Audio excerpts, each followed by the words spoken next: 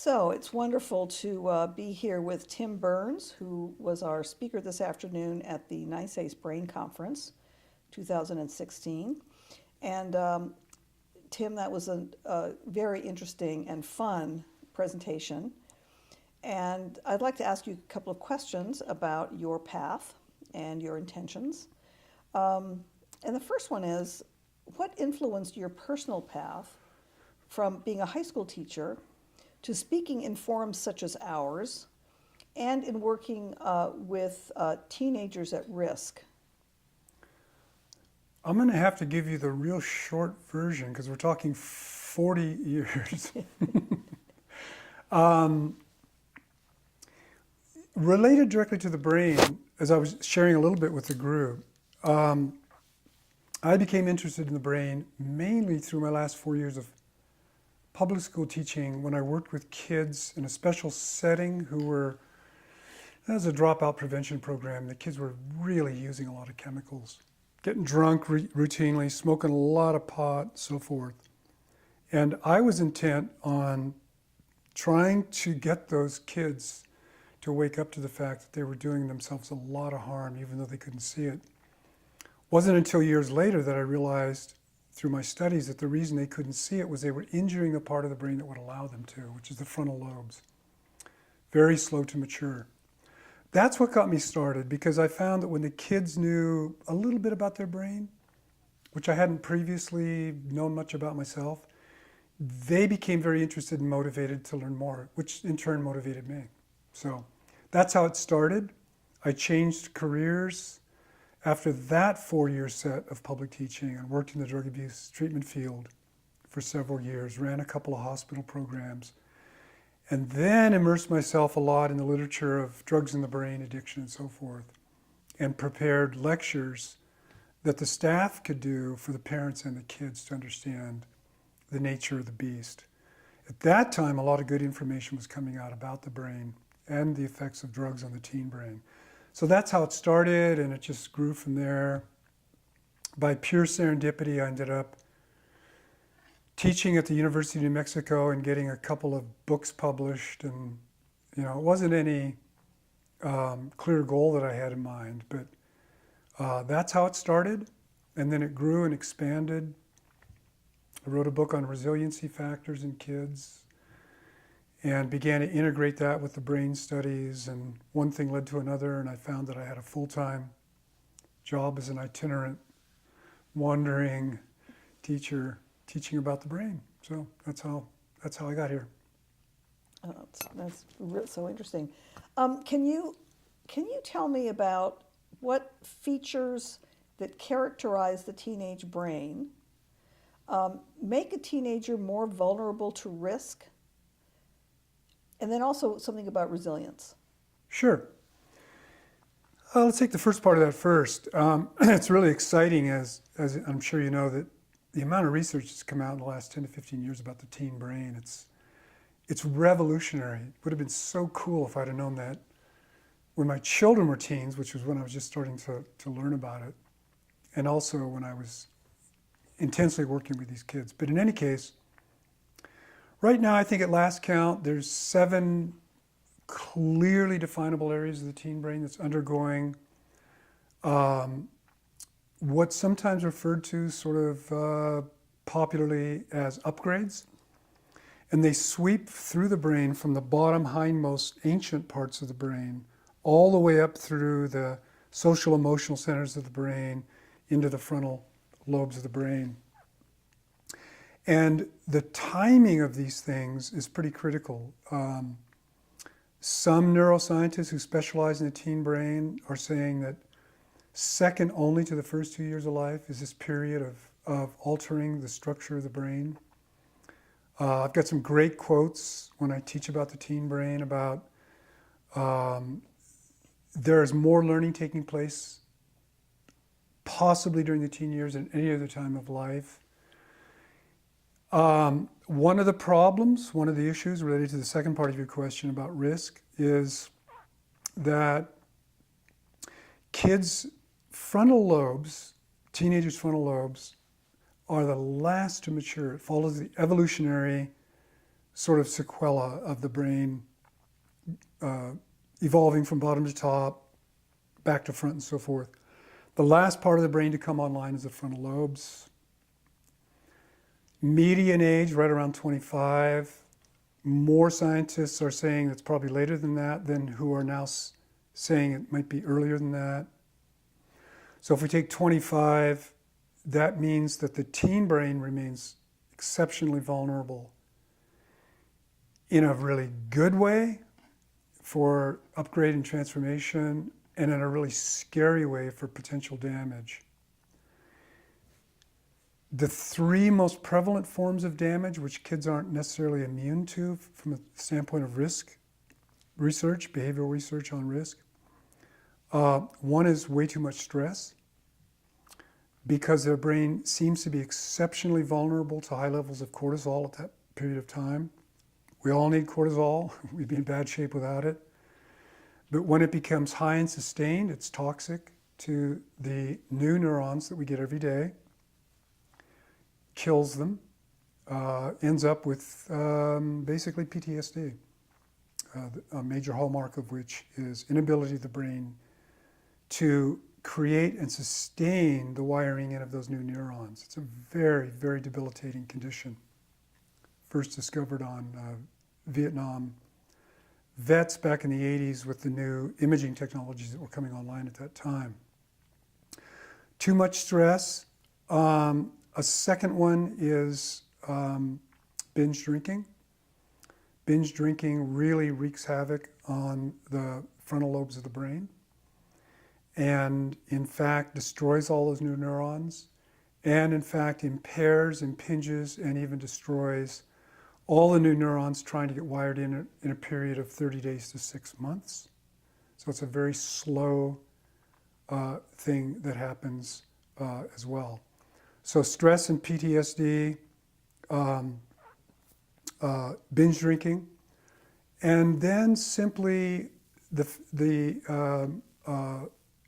fact that because the frontal lobes are not fully developed, but another area of the brain which really has to do with a heightened sense of emotionality, the amygdala, isn't able to be dampened down by the frontal lobes of the brain.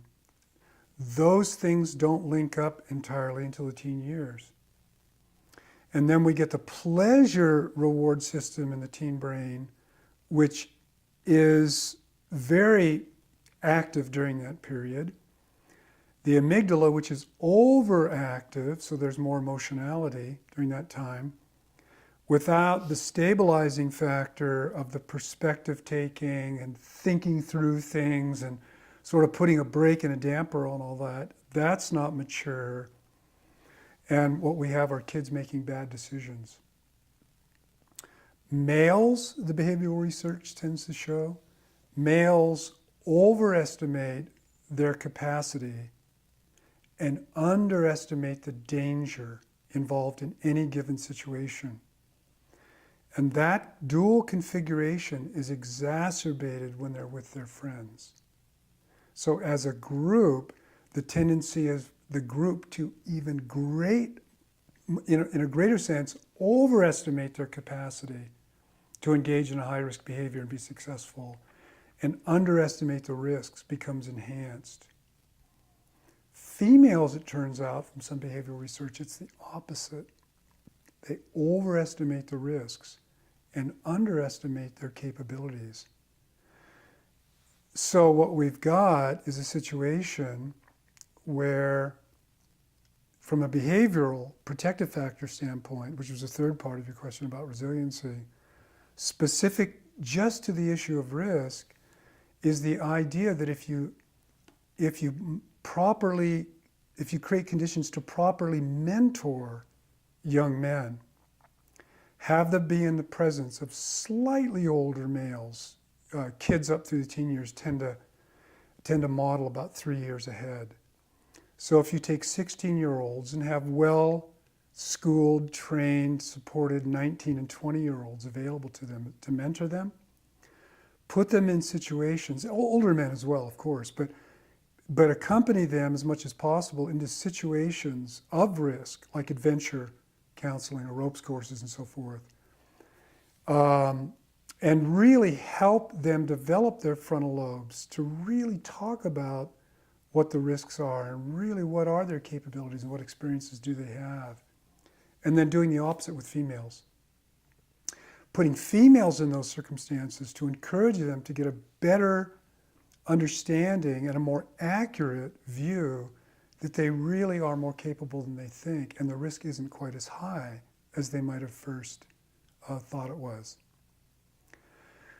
So, more broadly speaking, the resilience research specific to teenagers, which comes from quite a bit of social research and behavioral research, continues to demonstrate the fact that when we create an environment that's rich in what Bonnie Bernard called strategies of reciprocity, that teenagers thrive. Examples of strategies of reciprocity being peer teaching, natural helpers. Another one would be mentoring, so that it's a give and take relationship. Cooperative learning would be a natural way of creating those. And then providing multiple systemic opportunities for kids to engage in those behaviors. For teenagers, those are powerful predictors of life success. So they have good, strong relationships with older, wiser people. They have hands-on, action-oriented opportunities to participate in newly modeled opportunities and behaviors and relationships. And then they get the sanctioning of their peers, moving in the same positive directions and so forth. And then another big one that actually comes out of the drinking research goes under the broad rubric of social norms marketing, which I'm sure you're familiar with, which are concerted efforts on the part of communities to make clear the norms that the community wants to establish for the health and well-being of their young people. And by changing the social norms, the social behaviors, and it's been applied from community through state levels with great success. Quick example from a field that I worked in a long time with kids who use chemicals. When I do my talk to teenagers going through the court diversion system in Santa Fe, which I do on a regular basis, I talk about the teen brain, all the wonderful things happening, things they can really be excited about, how to take advantage of all the great things. And then start talking about how binge drinking and smoking pot, even though there's a lot of medical benefits from it, smoking as a teenager when the brain is changing and what that all does to the brain. One of the things I do is a little social norms marketing piece with them.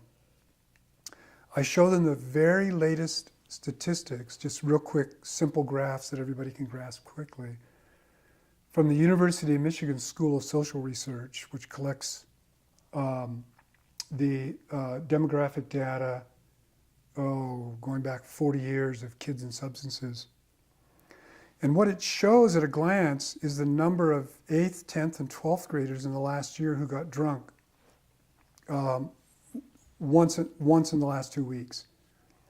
So we say, on average, kids who get drunk binge drink twice a month.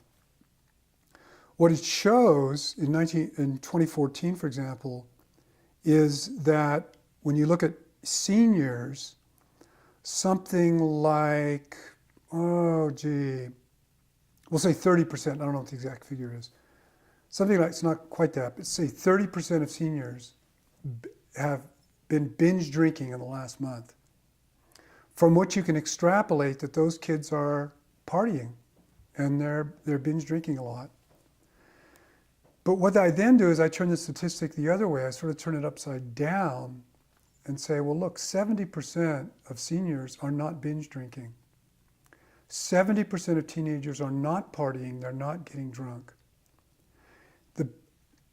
When I, as an adult, as a teacher, or one of your parents or teachers, talks to you about the dangers of using, really what they're saying is, not everybody's doing this. In fact, normal behavior for kids your age is they don't drink and they don't drug. They're getting on with their lives. I show them the same thing for pot, and it's even a better picture. I said, the fact is you're in this room right now probably because your friends have changed, and most of the kids you hang out with are partiers. So that's social norms marketing. It's to change the norm for social expectations, behaviors through which kids view the world around them. And it's actually a prophylaxis. It's a protective factor. It's part of what we're trying to do to make these kids resilient.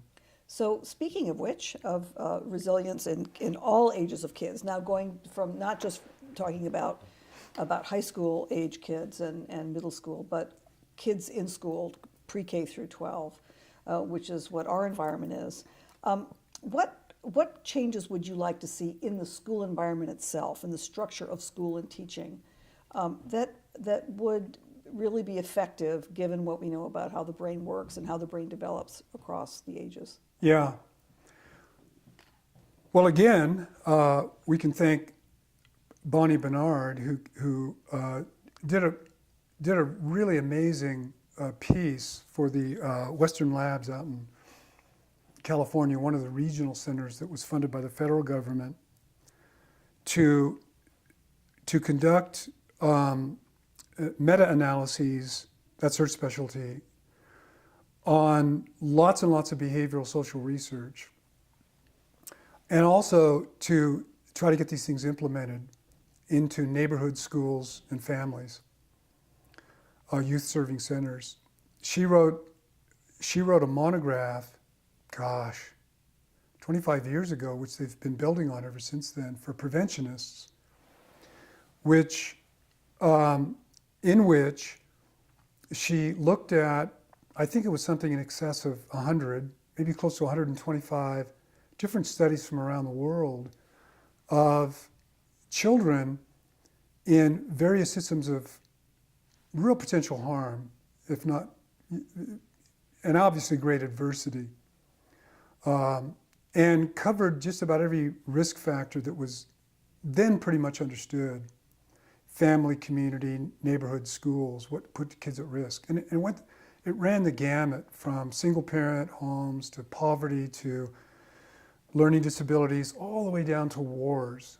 And she had some really amazing studies of children who were resilient coming through a variety of very violent wartime situations, as well as kids in our inner cities that were so violent in the 1980s.